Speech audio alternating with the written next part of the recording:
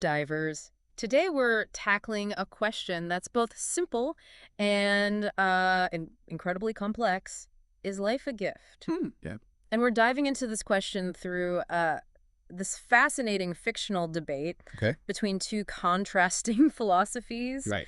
antinatalism and pronatalism. They're a really good one. Yeah, so just to set the stage a little bit, we have Anna, who's arguing for the antinatalist perspective, Okay. and we have Paul, who's coming at this from the pronatalist view.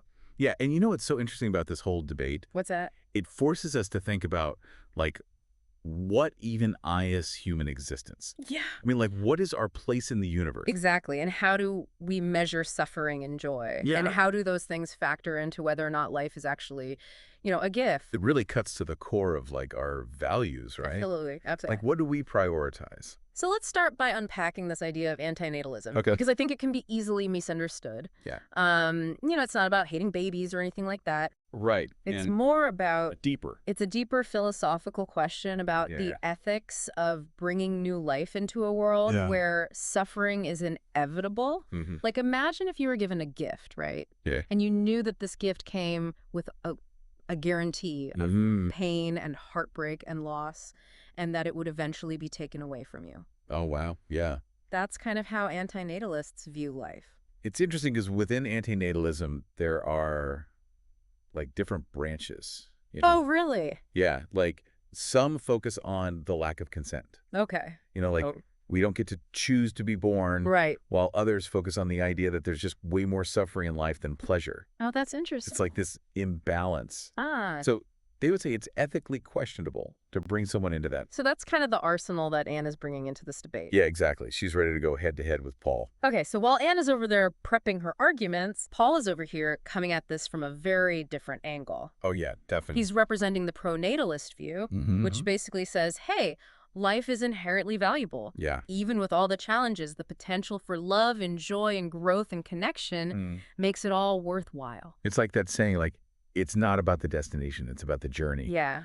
And Paul's all about that journey, even with the bumps in the road. So round one begins, Okay. and Anna steps up to the mic to lay out her case. Right. She starts by really emphasizing this idea that Yeah. life is imposed on us without our consent. Mm-hmm. Like, we don't get to choose to be born, and from the moment we arrive, Yeah. we're vulnerable to all sorts of suffering. She paints a pretty stark picture, doesn't she? She does. Yeah. She talks about physical pain and emotional distress and Right. loss, and the ultimate end, which is death. It makes you think about how we tend to, like, romanticize life. Right. And overlook all the hard stuff that comes with it. Yeah, totally. Like, it's not all sunshine and roses, is it? And she really drives this point home with this really powerful example. Okay, what's that? She describes a newborn baby Okay. and how vulnerable they are from the moment they enter the world, Yeah. subject to discomfort and hunger, illness, It's true. Like, even from day one, the world can be tough.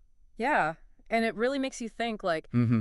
does simply existing automatically equal a good experience? That's a really good question. Like, is it inherently good just Yeah. to be alive? Yeah. And it's interesting because that vulnerability, right, that Yeah. we feel as newborns, Uh-huh. it never really goes away, does it? No, I guess not. Not really. Even as we grow and learn, Yeah. we're always kind of at the mercy of forces outside our control. It's like that fear of the unknown, right? Yeah, Like, yeah. what's going to happen next? Exactly. And not just for ourselves, but for our loved ones, too. That Yeah. fear of suffering and loss. And, Paul, being the pronatalist, he's not just going to let Anna's argument stand unchallenged. Of course not. It's a debate. Right. So he steps up Okay. and starts by saying that Anna's focusing solely on the negative, Oh, okay. ignoring the immense beauty and joy that life offers. Come on, there's two sides to this coin. Yeah. And he makes this point that life is like a tapestry, right? Okay. Woven with both light and dark threads. I like that. And to only focus on the dark Yeah. is to miss the full picture. So what examples does he give? Oh, he has some great ones. Okay. Like, he talks about a parent seeing their child take their first steps. Oh. That pure joy. Yeah. Or an artist completing a masterpiece Yeah. and feeling that profound satisfaction of creation. It's like those moments that make it all worthwhile. Exactly. Even in the face of hardship. Yeah, because, like, life throws curveballs, right? It does. But there's still so much good to be found. Yeah, and I think Paul's argument resonates with a lot of people. Oh, for sure. It's like that inherent belief that life is good. Right, that there's so much to be grateful for. Yeah. But of course, Anna's not going to let him off that easy. Oh, I bet. She comes back with a really tough question. What's that? She says, what about those whose lives are dominated by suffering? Good point. Like people born into extreme poverty or war, Right. or those who face chronic illness or disability.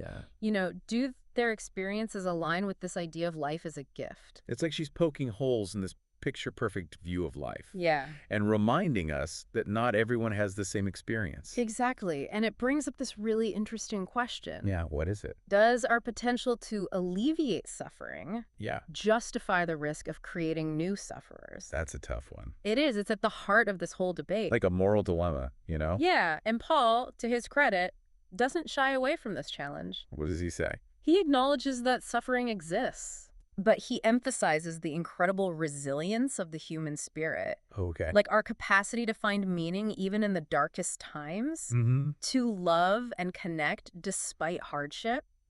And what about progress? Yeah, he talks about that too. Okay. Our ability to contribute to progress, to make the world a better place. It's almost like he's saying that's what gives life meaning.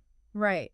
Like Yeah. our ability to overcome these challenges. That's powerful stuff. It is. It really taps into that desire to Yeah. leave the world a little better than we found it.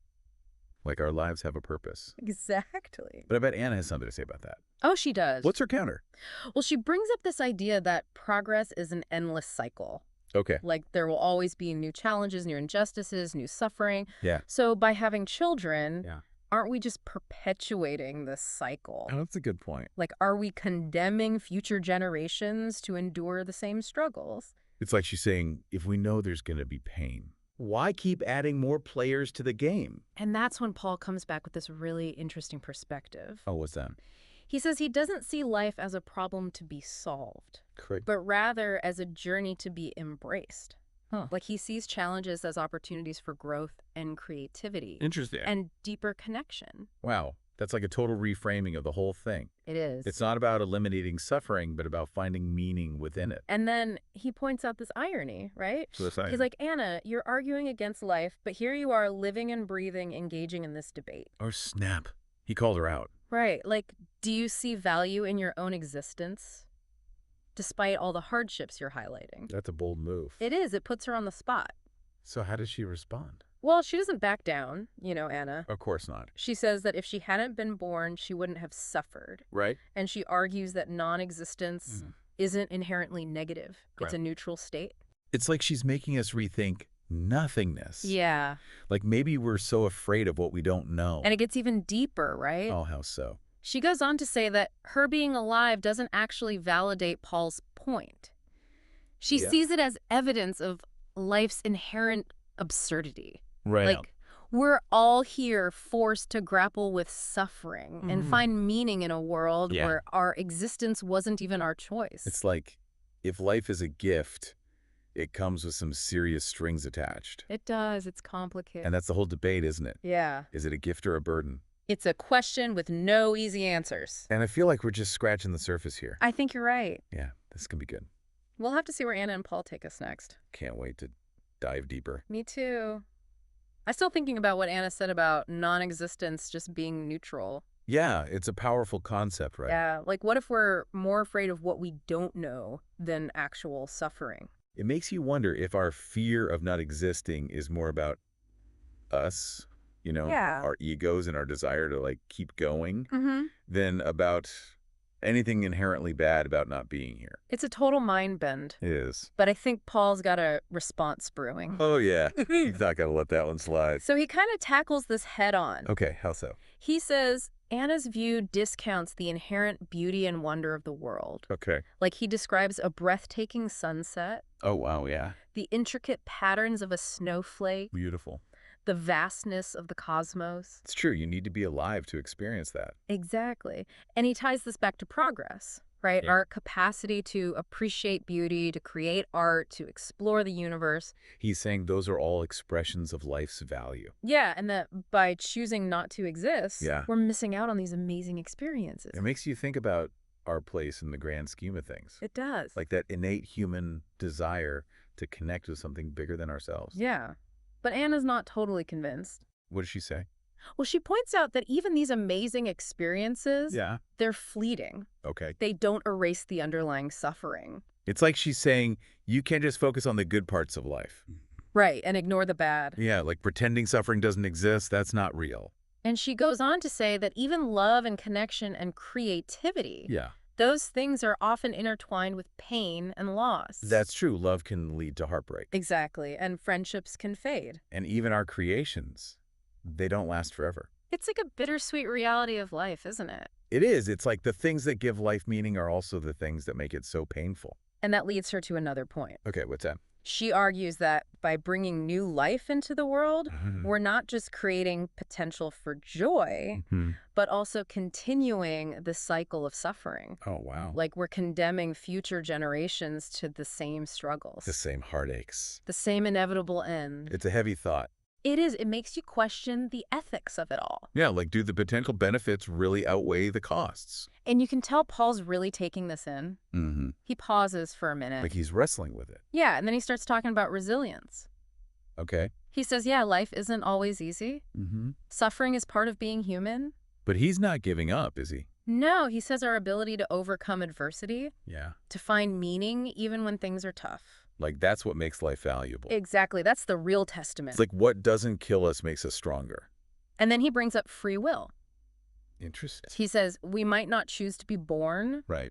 but we can choose how we respond to life's challenges. Like finding meaning and purpose despite the suffering. That's where true freedom lies, he says. It's a powerful message. Very empowering. It is. It resonates with that deep need we all have. For control, right? Yeah, even when things feel totally out of our hands. But of course, Anna's got something to say about this too.